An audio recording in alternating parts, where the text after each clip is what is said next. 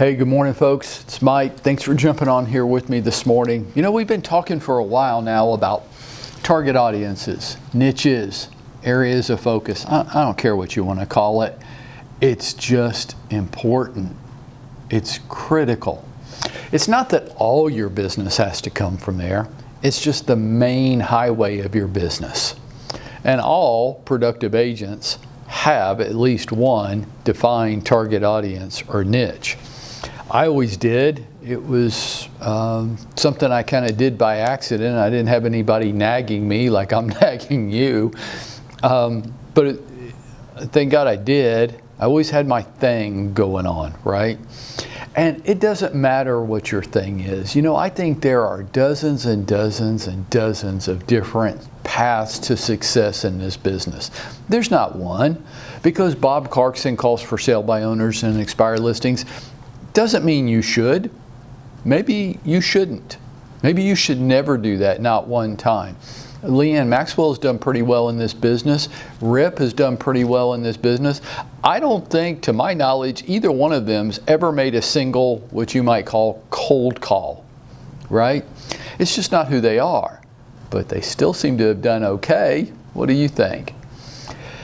One of the big misnomers in this business is that because somebody did this, that's what everybody should do. And I just couldn't disagree with that more. It's not what everybody should do. What should you do? Well, that question gets answered lots of different ways. Okay? We've talked about this. I used myself as an example on Monday. It could be, like with Bob, it could be something that you're willing to do that other people aren't willing to do. And not only are you willing to do it, you're willing to get good at it. It could be that. It could be, let's call it the fabric of your life. And I'm going to give you an example or two today of, like I've told you guys many times, I think last year I generated over 13 million in sales volume out of my golf club. And folks, I don't list and sell anymore. I'm not even trying. But that's a large group of people that I'm intimately connected with, I have top of mind awareness with, and apparently I've built some credibility with over time. And so when they have a real estate need arise in their life, it's very common for somebody just to walk over to me and start a conversation to see if I could help them. I didn't get salesy with them. I didn't hand them a business card. As a matter of fact, I have never told anybody at my golf club what I do for a living, yet everybody knows. And that's what I'm talking about. Because somebody else did something successfully doesn't necessarily mean that's what you should do. Maybe you shouldn't do it at all. But maybe there's things that you could do that those people couldn't do. I think there's over 100 different ways that I can think of to be successful in this business. Here's an example for you. In a conversation earlier this week with Steve Danino, he and I are talking about this. And then we just start talking about him. And if you know Steve, you know that Steve's a painter. He's an artist. I have one of his paintings hanging in my living room. I just liked it that much. It says something to me. And all that's just to say that I think Steve's a pretty good artist. But for whatever crazy reason, Steve decided at some point in his life that he also wanted to be a real estate agent. How do those two things go together? So Steve and I, we've been talking about this for a long time, and sometimes it does take a long time for things to appear. And we just start joking around, and because you know Steve likes to joke, and I like to tease, so that's usually we can spend a whole hour just joking and teasing each other.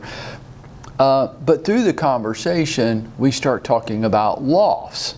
And I'm asking him, why do artists always seem to live in a loft? Like whenever I'm watching a movie, why does the artist, the character in the movie, always lived in like a warehouse loft in New York City? Why is that? And he tells me, he says it has something to do with the high ceilings and the light and just the atmosphere of it. And not only is that true in movies, but artists tend to drawn to that type of living themselves. He goes, as a matter of fact, I live in a loft. I'm like, Steve, do you hear what we're saying here? Do you hear what Steve and I are saying to each other? I'm like, so lofts are a type of real estate.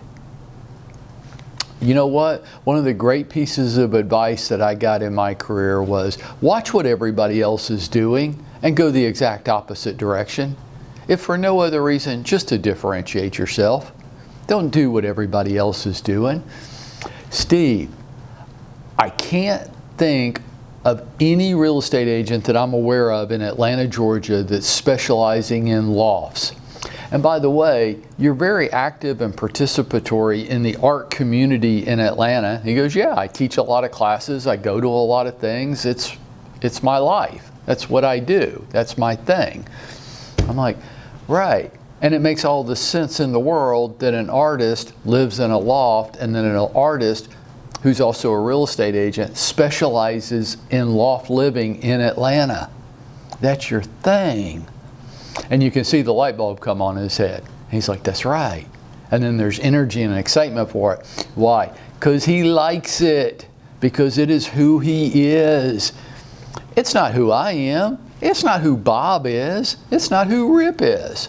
It's not who Leanne is. It's not who you are. It's who Steve is. And because it's part of the fabric of his life and it goes with his passion and his skill, and it just fits together like a hand in a glove, it makes all the sense in the world. Steve, why couldn't you be the leading expert on loft living in Atlanta? And then the natural question that would flow for that is, yeah, okay, but how do I do that? So I sat down this morning and I was just jotting down some notes. And Steve, I hope you're listening this morning, because just consider this an expanded coaching session.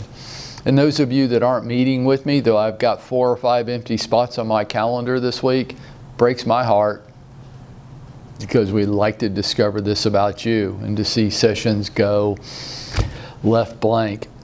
But anyhow, here's what I jotted down. What could Steve do? Well, Steve could form some Facebook groups specifically focused on loft living in Atlanta, couldn't he? And he could go to his artist community and ask them to follow his group, couldn't he? He could focus his social media post in on the different types of loft communities in Atlanta. He could have a YouTube channel that showed videos of all the different kinds of loft living and the different price ranges and options that people that are drawn to that lifestyle might have. He could have a specific newsletter targeted to loft living in Atlanta. He could have a podcast every week on loft living in Atlanta that he asked everybody in the artistic community to follow. He could have a blog that did the same thing. He could have an online ad campaign geared towards loft living in Atlanta. He could be attending and highly participatory in all the events going on around these loft living. And I'm running out of breath and I'm not done. My point is this.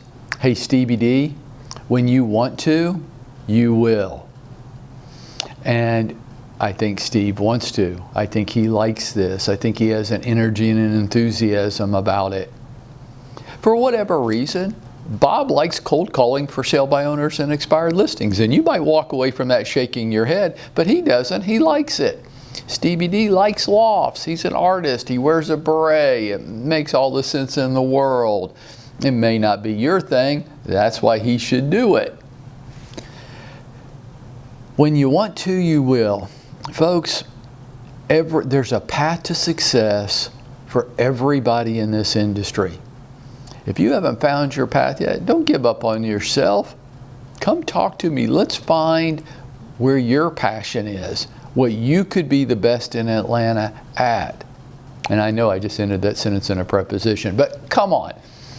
Where is your passion? What, like Steve, what could you be the best at? What just makes sense for you? And that's where your path to success lies. Don't let my coaching sessions go left blank. Come on. Come on. And let's get out there and make it happen for ourselves today.